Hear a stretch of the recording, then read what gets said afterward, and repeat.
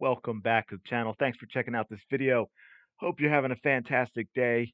Yes, we have a little more post-game Indiana Fever drama to talk about. I wanted to really get into something to do with the fourth quarter and the way Christie Sides handled things after the game as well, and what the implications may be for going forward.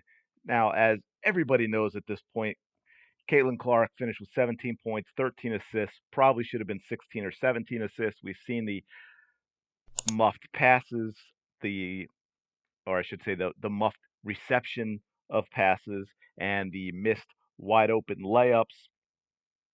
She had two big threes early in the fourth quarter. I think one with around 9 minutes ago, maybe one with around seven. The first one put them up 11. I think the second one put them up 12. And then she only took one shot in the final 7 minutes. The entire team scored 5 points. Now, remember, for all the issues, this is a team that can score. Okay. They can score. They're averaging, I think, around 81 a game, maybe a little more now. Their last couple of games, I think they had, what was the final of this one again? 88-87, and they scored 91 against Atlanta. I think they're around like 5 or 6, somewhere in the middle to maybe slightly higher of the pack for the WNBA. Now, here's something Caitlin Clark said after the game, which for me, and probably for a lot of you as well, is a very polite way to criticize the changes that were made in the fourth quarter, taking the ball out of her hand, going away from the pick and roll. She really did barely touch the ball toward the end of the game. So, one of the things Clark said afterward was just seemed the ball got really stuck. We didn't move it side to side like we had for 3 quarters, which we were really good. I just felt like we didn't execute. I thought we kind of fell apart a little bit as a team. Okay, well yeah, I mean, I think we all saw it how it completely changed the game. Once they got that lead, and Christie Sides completely changed the offense from what had been working. Caitlin Clark was no longer bringing the ball up. She was no longer running the pick and roll with Aaliyah Boston. She was back to stand in the corner, Caitlin, while my favorites that aren't really that good are going to finish out this game. And as you know, because I played the video before, but I want to set this up for something else in this video, is, when Side said, threw Caitlin Clark under the bus at the end of after the game, I never want her to not be aggressive and take shots, Side said. I really thought when she went out in transition after that missed free throw, I thought she was going to take it to the rim or pull up right there. That would have been a great shot for her and our team. This is a lie, and I'm going to show you. Spent a few hours trying to find a good clip. So if one of you show me one, I'll be appreciative, but I'll also be annoyed that I couldn't find it. I do have a clip, but Robert Griffith III's taking up a little bit of space. But I do want to show it to you so you get an idea. Because first of all, even that Caitlin got that ball because the Fever could not rebound a missed free throw by Chicago. And in the scramble, Caitlin Clark came and picked up the ball and started pushing forward. And as you'll see, and I'll show you, there really was no opportunity. She made the right play. Wallace, I don't know what Wallace was doing. It really should have been an easy layup. I don't know if she got nervous, but she went to the basket completely out of control and just chucked it up at some weird reverse layup attempt that she chucked up at the rim. Luckily, it went out of bounds to give the Fever the ball back. But people, and it's not just me, believe it or not, people are getting really tired of this. While Fever fans would have loved to see Clark take that shot, they believe the rookie is being coached to do otherwise. Yes, it's pretty obvious, isn't it? One fan commented, I don't believe her here. She has taken away the green light. Why can't she just take it for her team sometimes? Another person simply wrote, liar. Another one posted, like I said uh, last night in the video, throwing Caitlin under the bus. JFC, the lights are too bright for Christie Sides. This is what she always does. Here's a great example. Like I have said, the way this woman never, ever takes accountability. It's disgusting.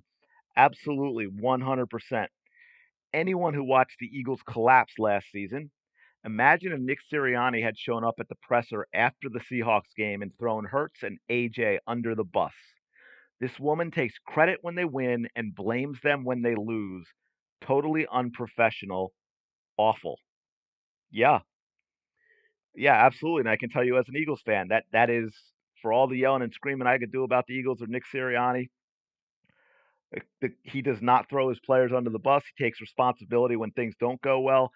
Andy Reid has always done that. Another coach, because he was in Philly as well, going way back now. But he was the same way, and he does it in Kansas City. He said, "Look, when they have a bad day or plays don't work, he says, hey, that's us. That's on the coaching staff. We didn't prepare them. We need to be better for next time." Christie Sides immediately, sometimes pretty blatantly. I don't know if she thinks she's being smart with what she's saying, but she always is throwing her players under the bus. And to that last point that she made about that shot in transition, she's coached her to be less aggressive this whole time, but then acts surprised that she does exactly that. Maybe give her a little more free reign in general so that she has confidence in herself. Yeah, absolutely. What we're seeing is Caitlin Clark has become consistently a 10, 11, 12 shot a game player. She should be an 18, 19, 20 shot a game player.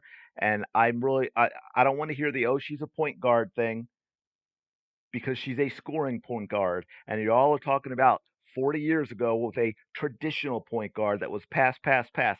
Point guards aren't necessarily like that anymore. Sometimes your scorers, your shooters are your point guards, whether it's a Russell Westbrook, or I go back to, again, Philly and Allen Iverson. Allen Iverson was a point guard, believe it or not, but he was a shoot first point guard. Caitlin Clark is a point guard. Don't forget, in setting that scoring record in college, she also led the nation in assists.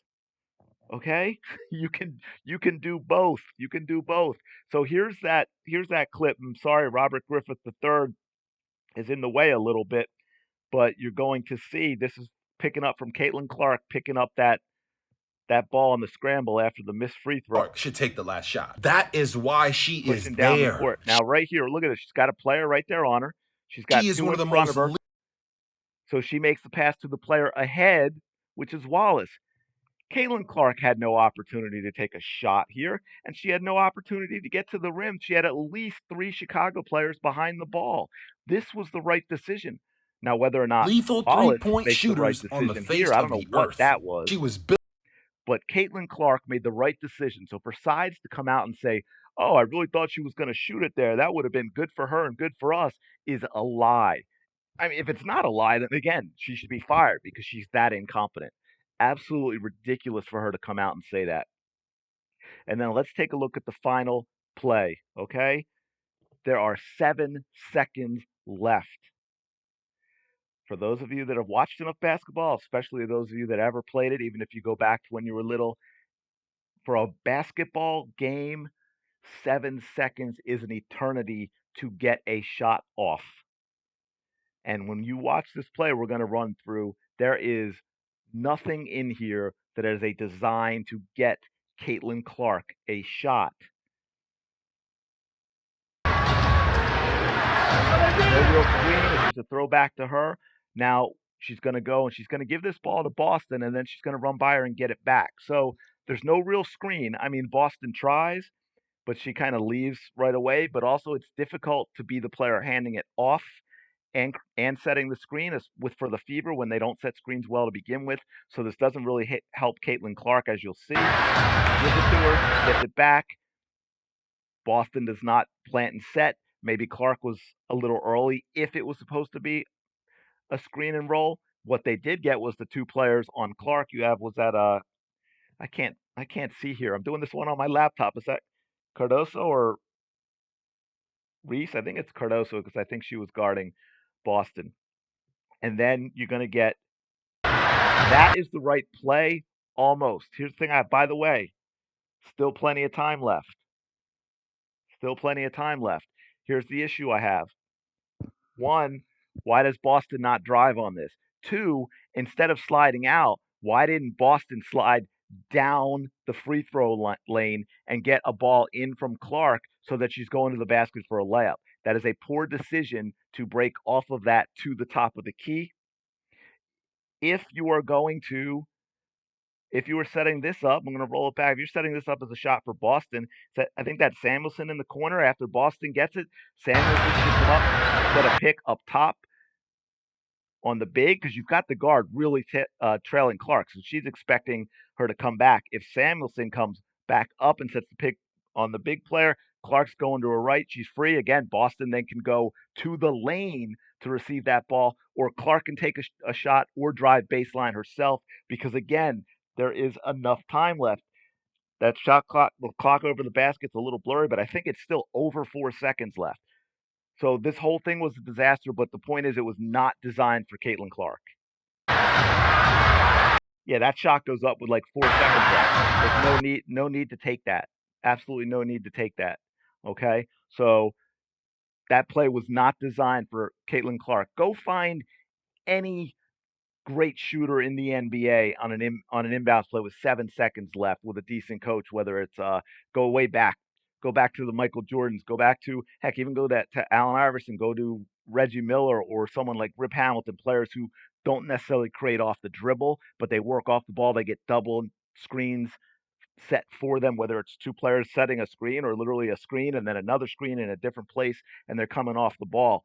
They have plays designed to get them shots at the end of the game. This was not one of those. This was incredibly basic.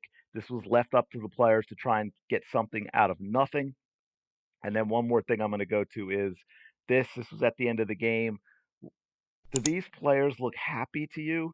Look at this body language. Look at Tammy Benley there looking at Sides. This is when it looked like Clark and Sides had a little bit of a disagreement. See, and then Sides like, oh no, wait a minute, and then even have Samuelson come over like, yeah, I'm with my players on this one. This is ridiculous, coach. And that's what you're getting here. These are players who are not happy. By the way, you don't see the problem players here, do you? I don't see Wallace. I don't see Wheeler. I don't see Mitchell. But I see players that are not happy with what's going on. Tammy's face in the background's cracking me up. But I'm gonna leave it there. Hopefully you got something out of this. Let me know in the comments below. Am I being too hard on Christie? What did you think of the draw up of that final play in that transition with what was there 10? I think there were 10 seconds left when that free throw happened. They got down to about 8 or 9. I mean, did you see where Caitlin was going to launch a shot? There were 3 or 4 defenders around her that she would have had to get past or pull up in front of while she had Wallace ahead of her. And again, enough time. Wallace didn't have to take that spazzy. I think she should have taken a regular layup. I think she had a regular layup. I don't know if it looked like maybe she was tripped over her own feet or something because she looked like she kind of was losing it. But she also didn't have to take that shot. She could, in fact, continue to dribble baseline, come back out around the other side, and find Caitlin Clark. Because again, when that ball did go out of bounds, they still had 7 full seconds left. Okay, so there was plenty of time. It was a really, really poor ending all the way around. I'm going to leave it there. Let me know your thoughts in the comments below. I really do appreciate you checking this out. Smash the like button, subscribe to the channel. I really appreciate that as well as we've cracked the 2,000 barrier and we head on to 3. Oh man, I think I have my I think I have my mic audio a little loud. Uh-oh, don't yell at me. All right. Thanks for checking this out. I will talk to you later.